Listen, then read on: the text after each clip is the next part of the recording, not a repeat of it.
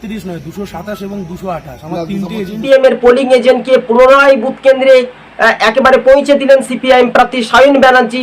একেবারে শাসকের দিকে কড়া চ্যালেঞ্জ, সরাসরি ভিডিও ফুটেজ দেখুন।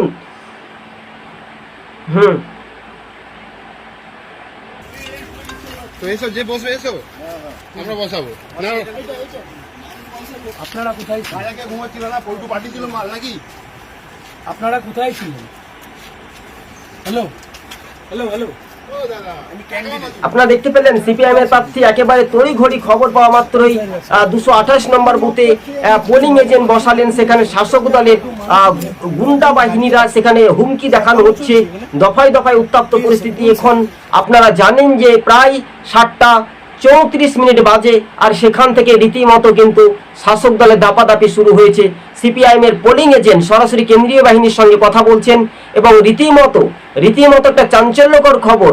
সেখানে তৃণমূল বুঝতে পেরেছে যে তারা পরাজিত হচ্ছে, তাদের হার কিন্তু নিশ্চিত।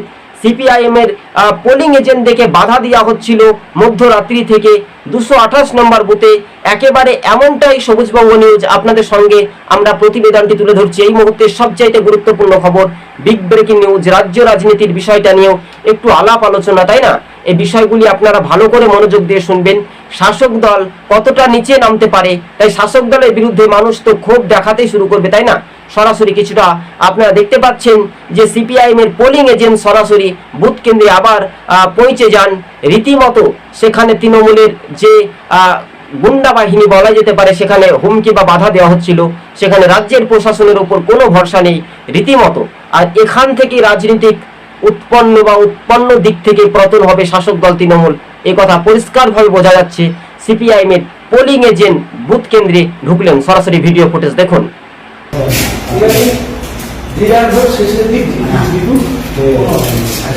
আপনাকে দিচ্ছি আমি, আপনি আপনাকে এই কথা আমি দিচ্ছি।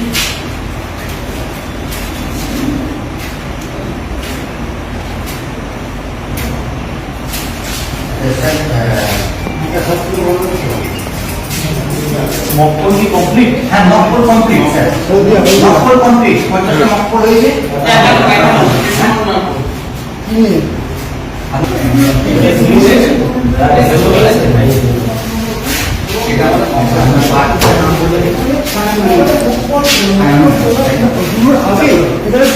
দুজন এজেন্টকে অপহরণের অভিযোগ করা হচ্ছে।